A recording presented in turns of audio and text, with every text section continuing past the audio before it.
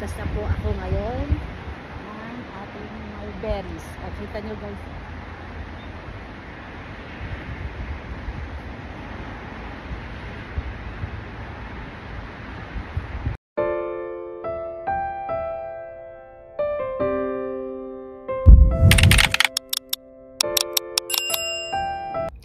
good day mga karakit, nandito na po ako sa kung saan nakita ko yung lugar na maraming mulberries. Ayan o, yung mga punong yan o. Nandito ako sa parking area na kung saan ako po ay sumasideline. Alam nyo na wala tayong trabaho kaya racket muna tayo ngayon. Ang racket ko po ngayon ay ako po ay helper, dishwasher at minsan nagsiserve din sa restaurant, ramen house ng aking bayaw dito sa Japan. Napakiusapan po muna nila ako na mag-sideline muna habang wala akong natatagpo ang trabaho.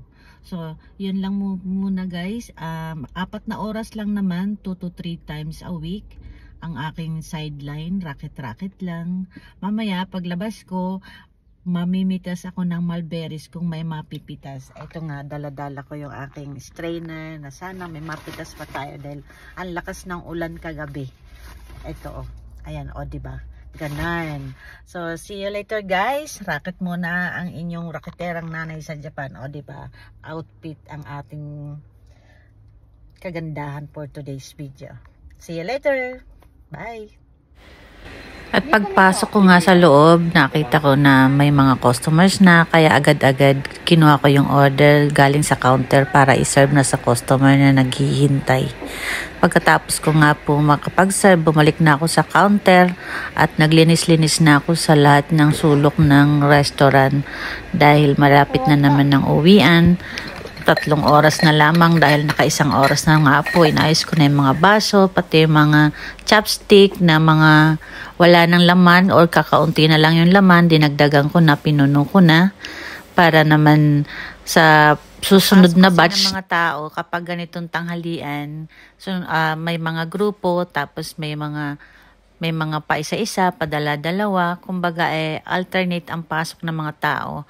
Kaya kailangan palaging puno lahat ang mga chopsticks na mga gagamitin ng mga customers. Kaya bawat mababawas, kailangan palitan na kagad ng palitan, dagdagan kung dapat dagdagan. Pagkatapos ko nga po makapaglagay ng mga chopsticks sa mga tables, naglinis na rin nga po ako dahil pauwi na rin ako.